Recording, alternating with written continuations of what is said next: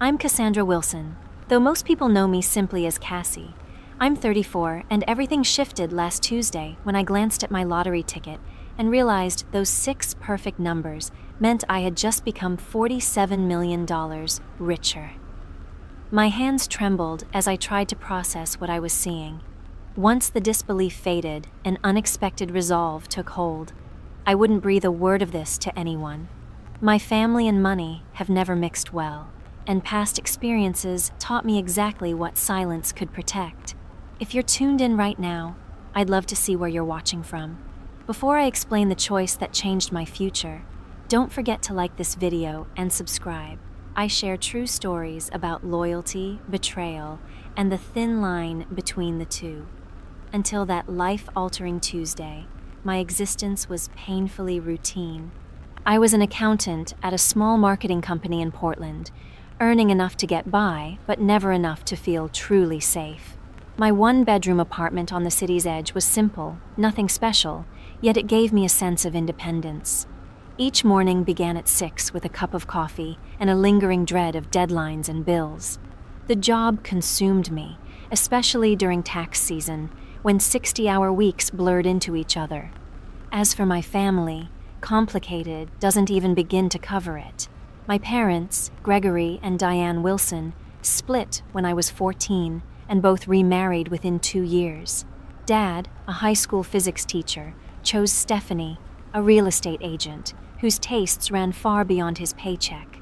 Mom, Diane, married Warren, a wealthy businessman known for his strict control over every dollar. And somewhere in between all that, I had 2 siblings. My younger sister Lisa, now 30, has always held the family's admiration. She graduated from an Ivy League school, married Paul, a successful surgeon, and settled into a picture-perfect suburban life with their 2 beautiful kids. My brother Jason, 36, couldn't be more different. Bright and charismatic as he is, stability has always eluded him.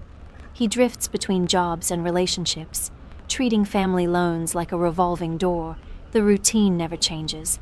A frantic call, heartfelt apology, a promise to repay, followed by silence until the next financial disaster strikes. And the rest of the family wasn't much simpler. Aunt Martha, Mom's younger sister, was the rare exception, genuine, kind, and steadfast. She taught elementary school, scraping by on a modest paycheck, yet somehow managed to be there whenever someone needed her. Her aging Honda rattled like it might fall apart at any moment, and her tiny apartment overflowed with books, plants, and warmth. Complaining simply wasn't in her nature. The same could never be said for Aunt Heather, Dad's older sister. She'd married into wealth and made sure no one forgot it. Holidays with her were a masterclass in condescension. Subtle jabs about my job, my modest apartment, and my lack of a husband. Her son Ryan mirrored her arrogance, but not her fortune, and his growing gambling addiction was the family secret everyone politely ignored. Years of watching generosity turn into regret hardened me. When Jason begged for $5,000 to enter rehab 3 years ago, I drained my small savings to help, only to find out later he'd never even checked in. And when Lisa claimed she was short on wedding expenses, I charged $2,000 to my credit card after her promise to repay me post-honeymoon, a promise that, unsurprisingly, never materialized. 5 years passed, and I was still waiting for Lisa to make good on her promise. When my dad called, asking for help fixing his storm-damaged roof, I wired him what I could spare, only to scroll through social media weeks later and find photos of him and Stephanie lounging on a beach in Cancun. The only person who truly knew how deeply these moments hurt was my closest friend, Charlotte. Charlotte and I met back in college, and unlike so many relationships in my life, ours never wavered. She worked as a nurse, knew the meaning of hard work, and never criticized me for the tangled emotions I carried toward my family. Whenever resentment started to creep in, she gently reminded me that not everyone was out to exploit my kindness. Work offered little relief. My supervisor, Arnold, had a way of presenting my ideas as his own whenever clients were in the room. My coworker, Derek, routinely slipped out early, leaving me to shoulder his unfinished tasks, and somehow he was always the one praised for team effort. Even so, I stayed focused, convincing myself that consistency would eventually lead to recognition. The only small rebellion I allowed myself was a weekly lottery ticket, a harmless tradition that everyone around me mocked. Each Friday, I'd swing by the corner shop, spend $10, and walk out clutching my fragile hope.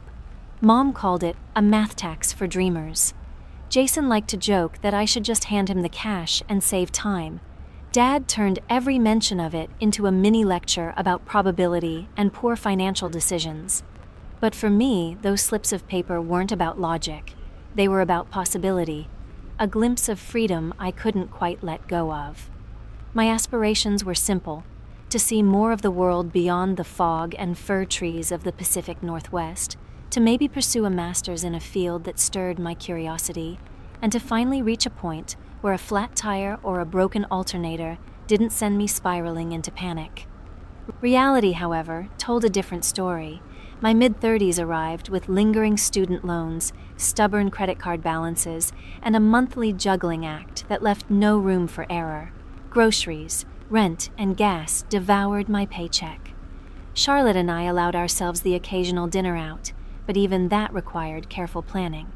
I hunted discounts, clipped coupons, memorized sale cycles, and knew exactly where to find the cheapest coffee. My 10-year-old Corolla coughed and groaned whenever the rain hit, yet replacing it was a luxury I couldn't begin to imagine. I had perfected the mask of composure, smiling through conversations while mentally tallying expenses, deciding whether I could afford to accept a dinner invite or if I needed to invent a reason to stay home. That was my reality before everything turned upside down. Life was predictable, occasionally frustrating, sometimes lonely, but steady enough to feel safe. I never imagined that one small slip of paper would rewrite every assumption I held about myself and my family.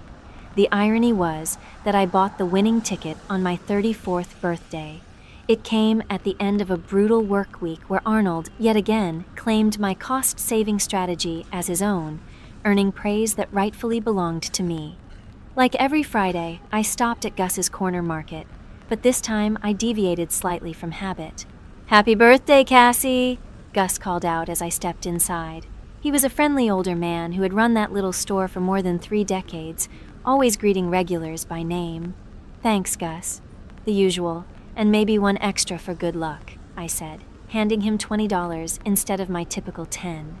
He chuckled, slipping me the tickets. "Birthday splurge, huh? Maybe today's your lucky day," he teased with a wink. For once, I decided to pick my own numbers instead of going with random ones. 3 and 16 for my birthday, 12 for my mother's, 21 for my father's, 9 for Aunt Martha's, and 30 for Charlotte's. 6 numbers tied to the people who shaped my life, for better or worse. That evening, I treated myself to Thai takeout, opened the bottle of wine Charlotte had gifted me, and settled in for a quiet celebration. The drawing aired at 8, but I barely paid attention, scrolling through photos of other people's glamorous parties. At 8:30, I finally reached for my phone, expecting the usual disappointment. The first number matched, 3. I smirked. The next, 16th. My pulse quickened. Then came 12, 21, and 9. My breath caught. When the final number, 30, appeared, I froze. For a long moment, I couldn't move. This had to be a mistake. I checked the ticket again and again, then rewound the broadcast just to be sure. Each number appeared exactly as printed on my ticket. My hands trembled so violently, the remote slipped to the floor. "No, that can't be," I whispered into the empty room. But the lottery's official site confirmed it. I was the sole winner of $47 million. After taxes, my share would come to roughly $28 million, an amount so vast it felt surreal for someone who, just hours earlier, had celebrated a 10% discount on laundry detergent. Sleep was impossible that night. Instead, I sat in the glow of my laptop, diving deep into stories of lottery winners and what became of them. What I found was unsettling. Articles chronicled shattered families, ruined friendships, and once ordinary people destroyed by sudden wealth. There were tales of relatives and old acquaintances crawling out of the woodwork, pleading for handouts, of winners bankrupt within years, lonelier than ever. One headline even called the lottery the fastest route to losing everything that matters. By dawn, I had made up my mind. I would collect the winnings, but no one would know. Not my parents, not my siblings, not even Charlotte, at least not until I had a plan. I needed time to understand how this fortune would change my life before anyone else tried to shape it for me. That morning, I called in sick for the first time in 3 years and booked a meeting with Philip Montgomery, an attorney who specialized in estate and financial law. His firm occupied a sleek office tower downtown. Sitting in the waiting area, clutching my purse with the winning ticket inside, I felt completely out of place, an ordinary woman holding an extraordinary secret. "Ms. Wilson," he greeted warmly, extending a hand. He was around 50, with neatly trimmed salt and pepper hair and intelligent, reassuring eyes behind designer glasses. "How can I help you today?" I inhaled deeply and slid the ticket onto his polished desk. "I need to claim this," I said quietly, without anyone knowing it's me. His eyebrows lifted for just a second before professionalism took over. "I see," he said calmly. "Well, you've come to the right place." For the next 2 hours, Philip walked me through my options. In our state, winners could remain anonymous by claiming through a trust or a legal entity. He detailed how to create a blind trust, how taxes would be handled, and why assembling a team of financial experts was essential to preserving wealth. The most common mistake, he cautioned, is sharing the news too soon. Once word spreads, there's no undoing it. I nodded, grateful to hear confirmation of what my instincts already told me. "I want to handle this properly," I said. "I don't want this money to destroy my life." Leaving his office with a folder of documents and a detailed checklist, I felt an odd blend of exhilaration and unease. I had more money than I had ever dared to imagine, yet not a soul I could tell.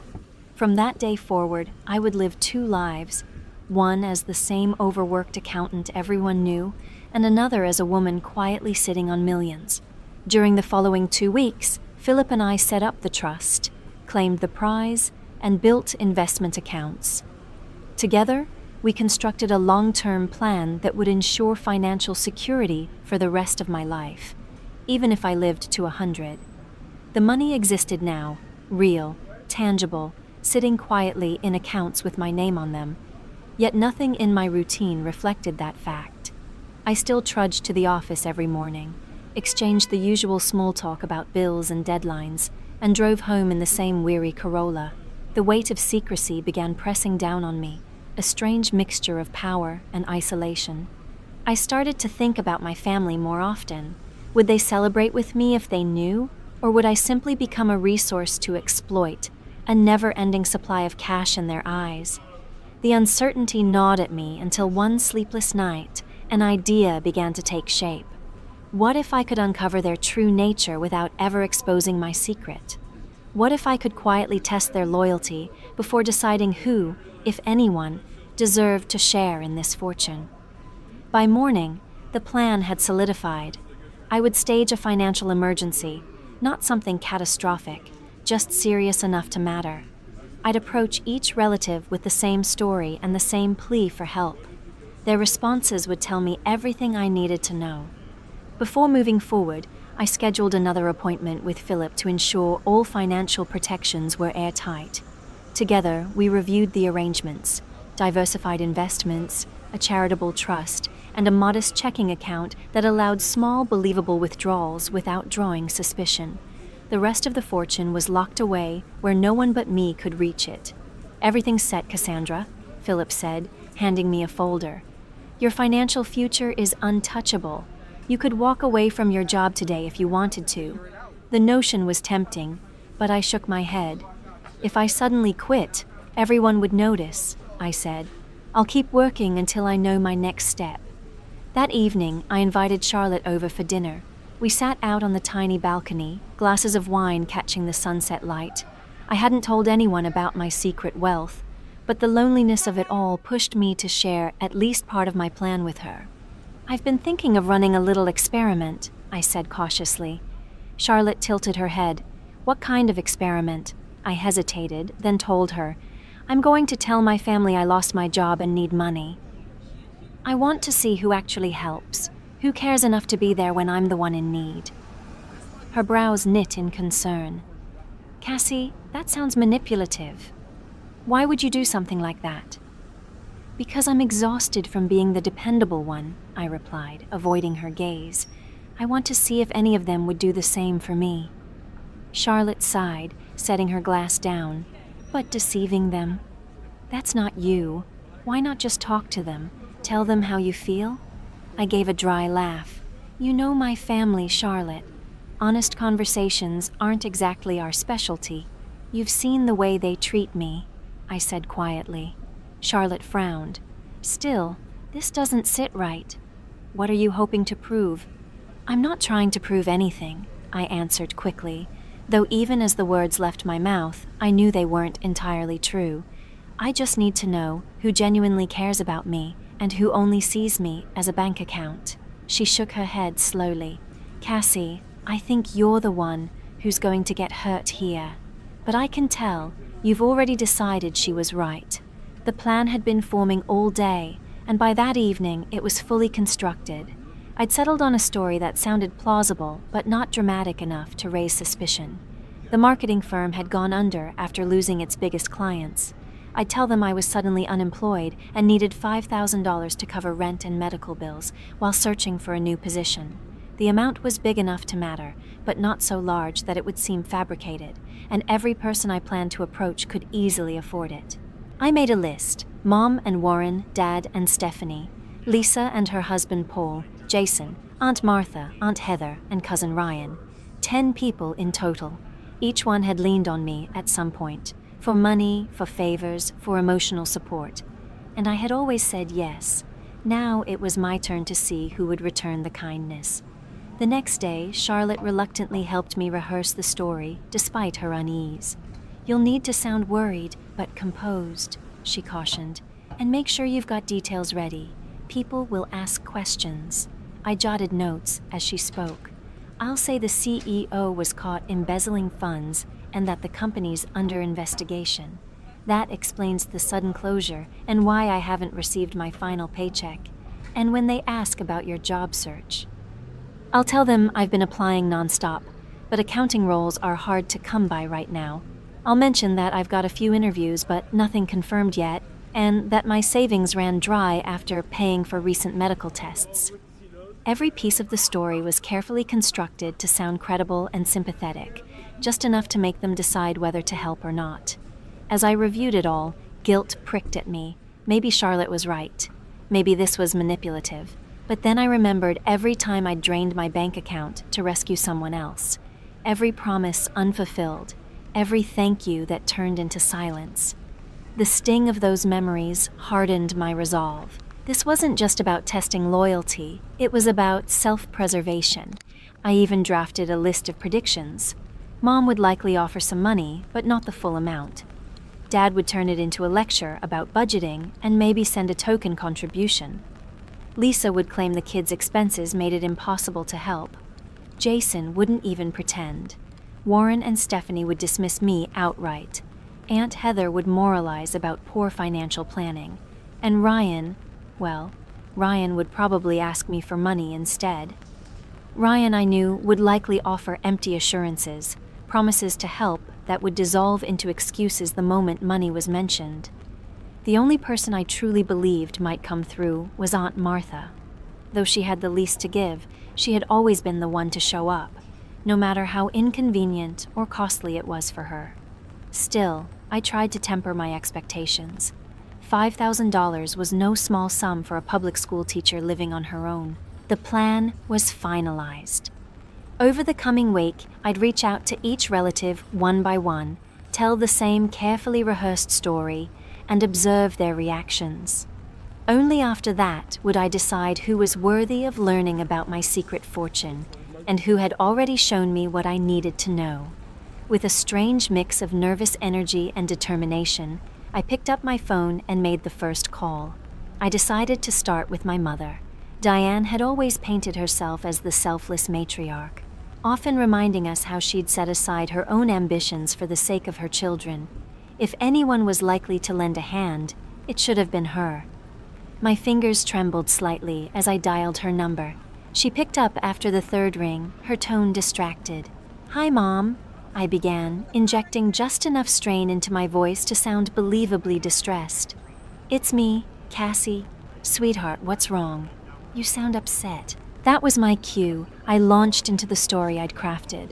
The sudden company shutdown, the missing final paycheck, the anxiety about unpaid rent and medical bills. I could hear her breathing deepen as I spoke, the concerned mother tone slowly creeping in. "Oh, honey, that's awful," she said at last. "Have you applied for unemployment? And what about your emergency fund?" "I did," I told her, "but unemployment will take weeks, and my savings are gone after paying for some recent medical tests." I deliberately avoided explaining what the tests were for, letting her imagination fill in the rest. Finally, I said softly, "I hate to ask, but I really need some help. About $5,000 just to get through this month. I'll pay you back the moment I can." The silence that followed stretched uncomfortably long. "Oh, Cassie," she sighed at last. "You know, Warren and I just put a down payment on the lake house. Things are tight right now." Her voice hardened slightly, slipping from concern to justification. "Maybe you should talk to your father, or Lisa. Paul's doing well at the hospital. I'd rather not ask Dad," I said truthfully. "And Lisa's got the kids and all their private school costs." "Well," she replied after a pause, "let me see what Warren says, but I can't make any promises. You know how particular he is about, well, you know." I did know. Warren had made it clear since day one that his finances didn't extend to me. His money was for my mother, and the children they never ended up having. "Okay, Mom," I said quietly. "Just let me know soon. The rent's due next week." "I will, honey, and I'm so sorry about your job," Mom said softly. "But these things have a way of working out for the best. Maybe it's time to consider a more stable career."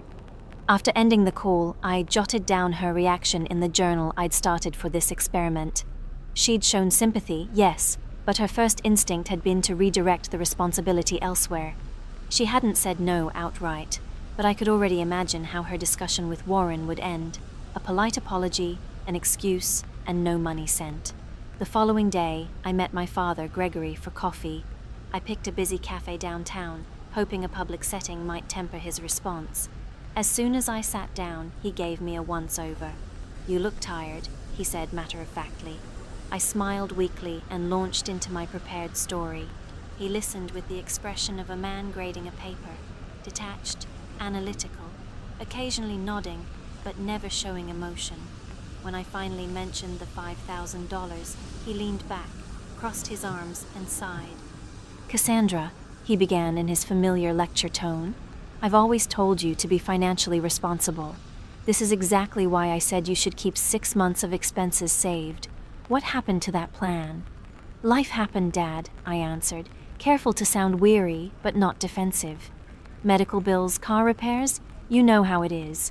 Not everyone can save that much." He shook his head slowly. "And now you expect others to bail you out. Have you looked at your spending habits? Do you really need to live in that area? What about your streaming subscriptions?" The conversation dragged on for 20 long minutes as he dissected my supposed financial mismanagement, lecturing me about budgeting, employment trends, and the virtue of sacrifice. He never once mentioned actually helping. "I'd love to assist you, Cassie," he finally said, patting my hand in what was meant to be a comforting gesture. "But Stephanie and I are preparing for retirement. Touching those funds would be irresponsible. You'll thank me later. This experience will build character. Sometimes hitting bottom teaches us what truly matters." I smiled faintly, blinking back tears that weren't entirely part of the act. Even expecting this kind of response didn't soften the sting of being dismissed so easily. Next on my list was Lisa. I drove out to her pristine suburban home that Saturday afternoon. Paul was away golfing, which meant we could talk in private. "Cassie, what a surprise," she said brightly as she opened the door. "The kids are at swim lessons. Come in." The house looked like something out of a lifestyle magazine. Polished floors, designer furniture, family portraits perfectly arranged on every wall. We sat in her gleaming kitchen, sipping lattes made with the kind of espresso machine that probably cost more than my car. When I told her about losing my job, her hand flew to her mouth. "Oh, my God, that's terrible," she gasped, reaching across the marble island to squeeze my hand with perfectly manicured sympathy. "I can't believe they'd just shut down like that." "Poor you," Lisa said, her tone soft and eyes wide with concern. For a fleeting moment, I thought maybe she would surprise me. Maybe she'd step up when it mattered. Then I mentioned the $5,000. Her expression flickered, sympathy fading into polite discomfort. "Oh, well, this really isn't the best time," she began, glancing away. "We just bought the new Audi last month, and the kids' tuition payments hit us hard. Plus, we're remodeling the master bath."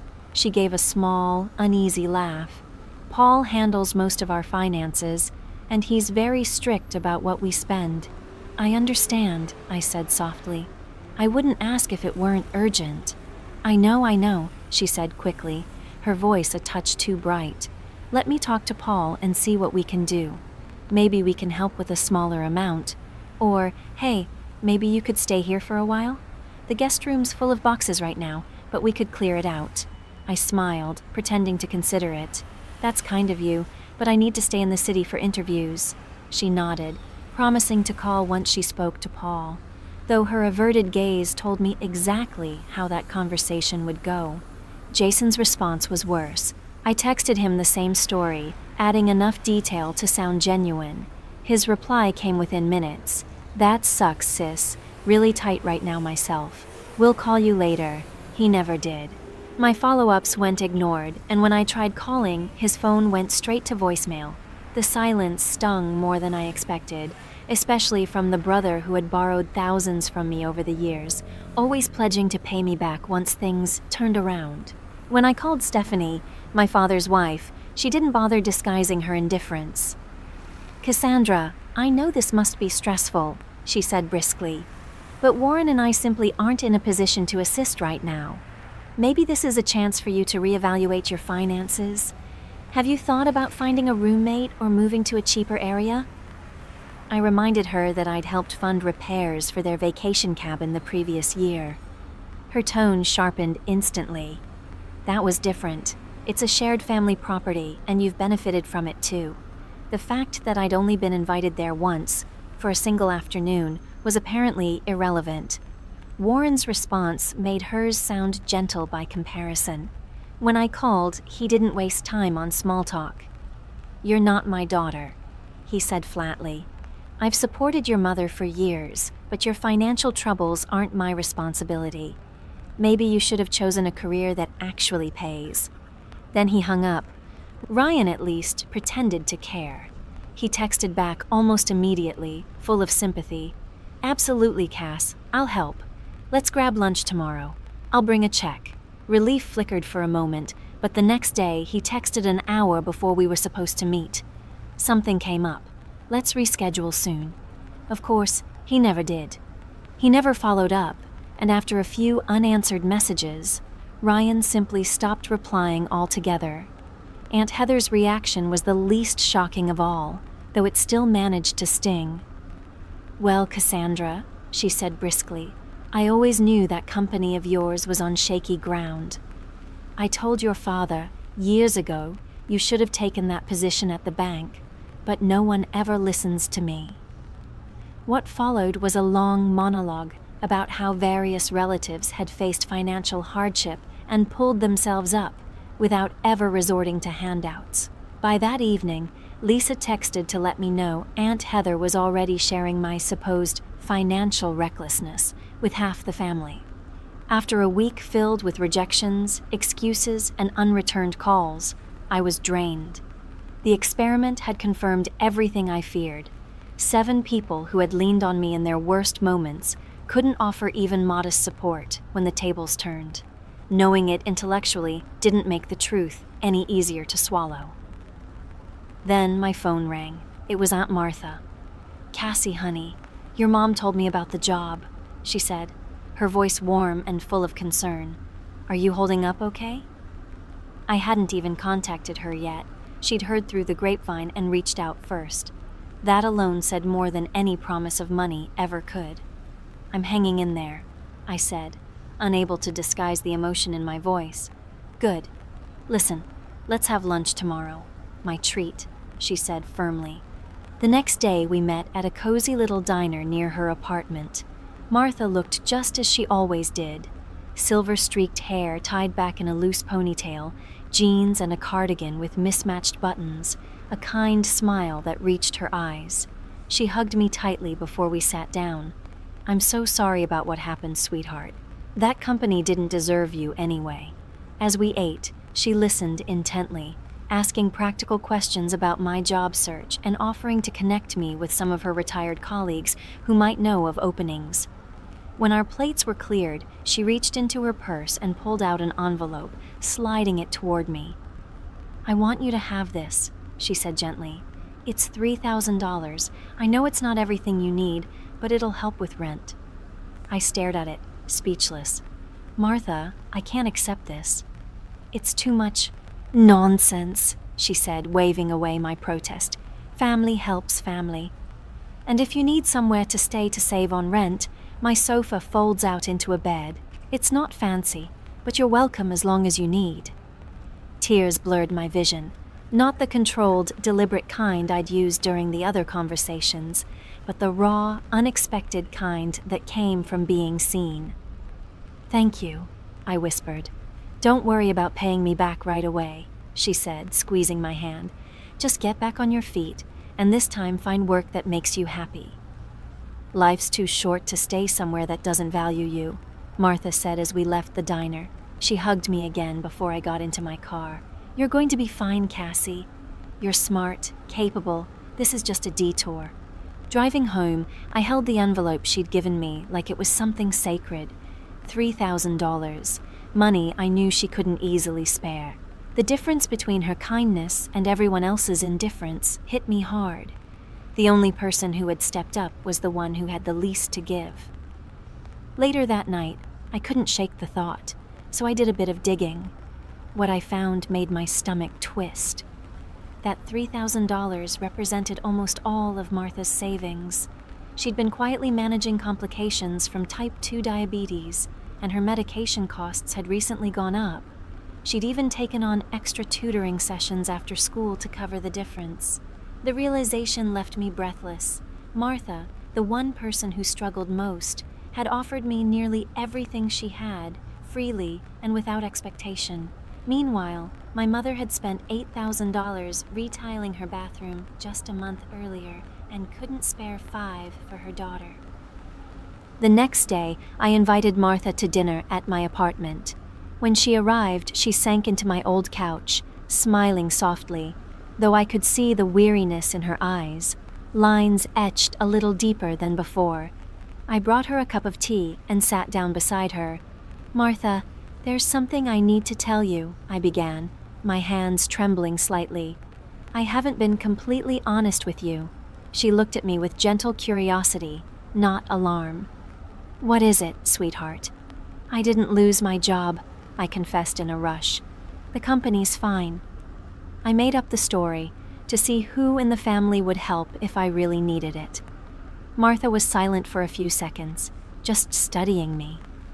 Then she nodded slowly. "I see. Are you angry with me?"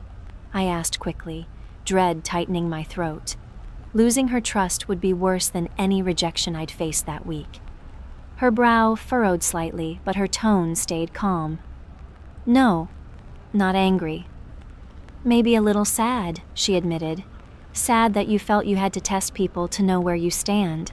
She took a sip of her tea, thoughtful. "But I can't say I don't understand. Our family hasn't always treated you kindly. You were the only one who offered to help," I said quietly. "Everyone else either ignored me or found excuses." Martha sighed, the sound full of weary wisdom. People reveal who they are when generosity costs them something, she said softly. I learned that lesson a long time ago.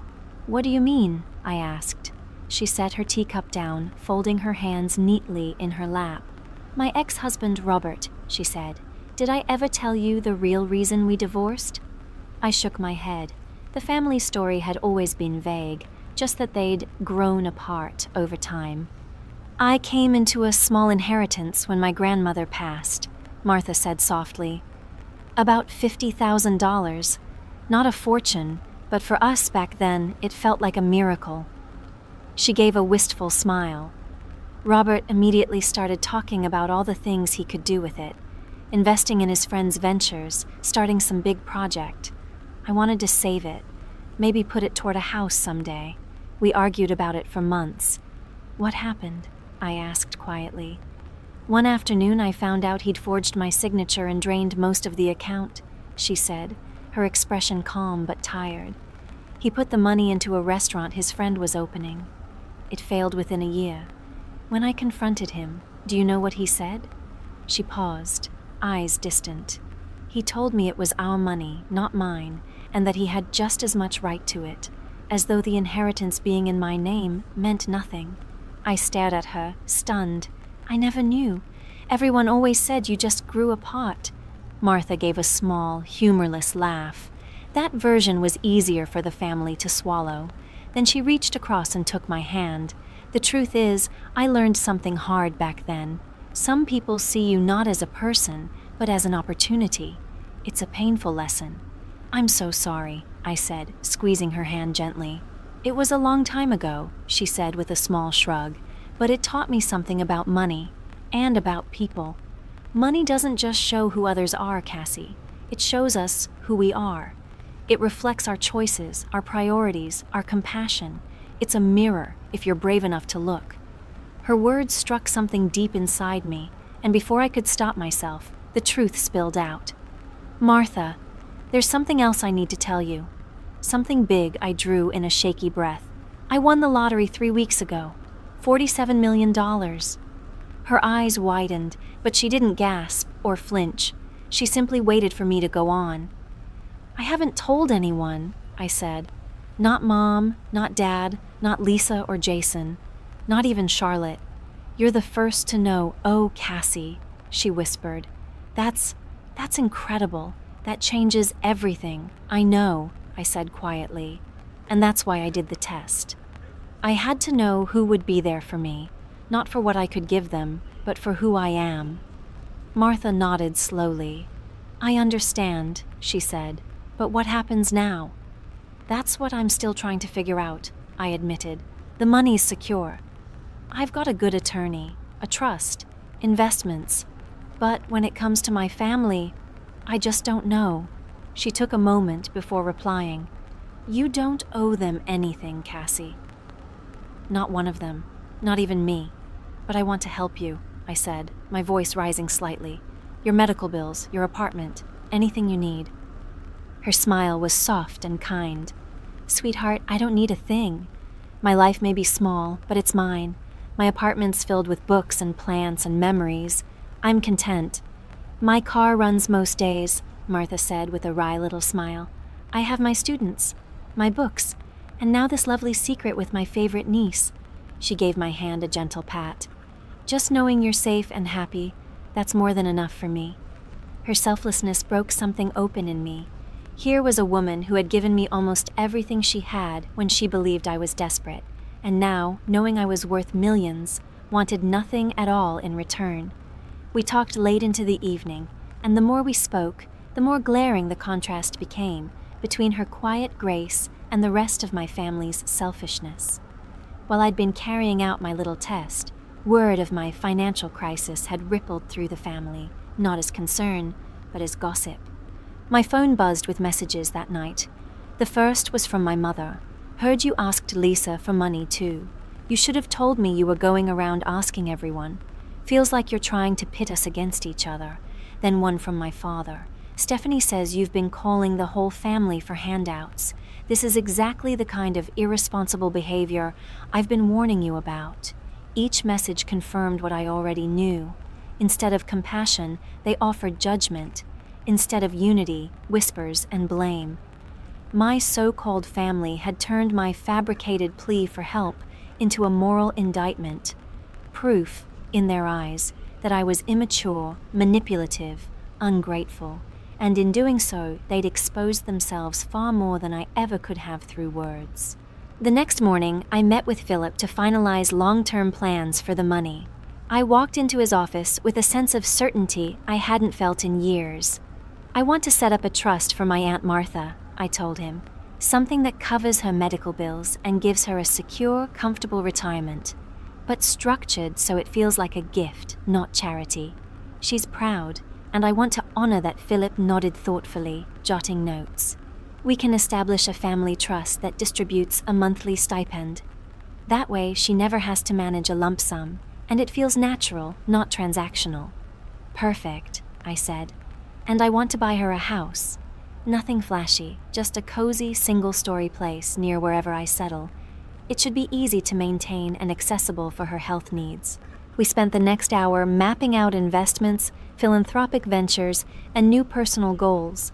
I told him I planned to resign from my job and dedicate myself to launching a nonprofit for elderly individuals living alone, inspired not only by Martha, but by countless others like her who quietly struggle and give anyway.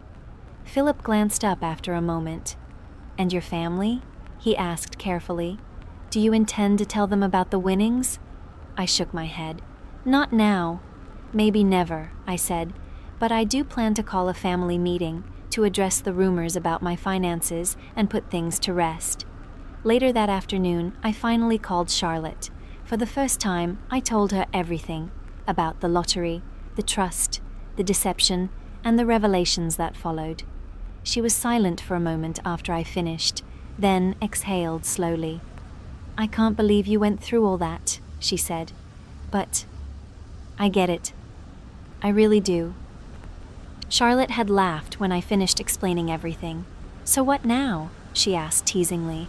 "Are you going to turn into one of those eccentric millionaires who still clips coupons and drives a car with the check engine light on?" I couldn't help but laugh. "No, I don't see myself hoarding ketchup packets," I said, "but I'm not buying Bentleys either. I want the money to matter, to actually do something good, and that starts with Martha. She deserves it," Charlotte agreed softly. "But what about everyone else, the ones who failed your test?" "I'm still deciding," I admitted. "I've called a family meeting for Sunday. I told them I have something important to announce." When the day came, I was honestly surprised that everyone showed up. My mother and Warren arrived first, followed by my father and Stephanie, then Lisa and Paul, perfectly dressed, of course. Even Jason came, though he'd ignored every message I'd sent for weeks. Aunt Heather swept in last, wearing disapproval like perfume. Martha was the only one who smiled, catching my eye with a look of quiet understanding as she entered. They all gathered in my small living room, glancing around with varying degrees of curiosity and judgment, clearly wondering why I had summoned them. I took a steadying breath and faced them. "Thank you for coming," I began. "I know there's been a lot of talk about my finances lately, and I wanted to clear the air."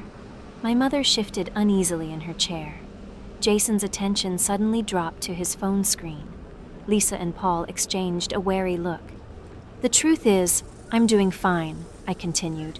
"I've accepted a new position, one with better pay and benefits." It wasn't a lie. I had, in fact, named myself executive director of my new foundation, complete with a modest, symbolic salary. "I'll be starting next month." "Well, that's wonderful news," my mother said quickly, relief flooding her voice. "We've all been so worried about you." Around the room, a visible wave of ease rippled through the group. They had expected a request for help, maybe even a confrontation. Instead, they were being let off the hook. "So," my father said, his voice sharp with suspicion, "why all the fuss earlier? Why reach out to everyone for money if you had a new job lined up?" I met his eyes evenly, because the job came through recently. At the time, I was in trouble, and I thought that's what family is for, to help each other when things get tough. A heavy silence fell over the room. Stephanie was the first to break it. "We all have our own financial obligations," she said defensively. "It's not always possible to help, even if we want to." "Of course," I said smoothly. "We all have to decide what, and who, matters most." Then I turned to Jason. "Speaking of priorities, Jason, I couldn't help noticing you never replied when I asked for help. And yet, you didn't hesitate to text me last Christmas asking for $3,000 to cover your rent." Jason's face flushed. I was dealing with some stuff," he mumbled.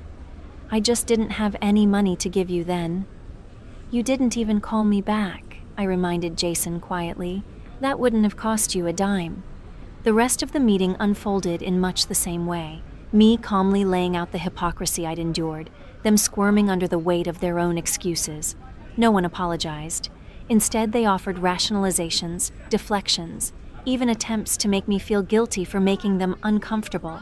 It was astonishing how easily concern could twist into self-defense.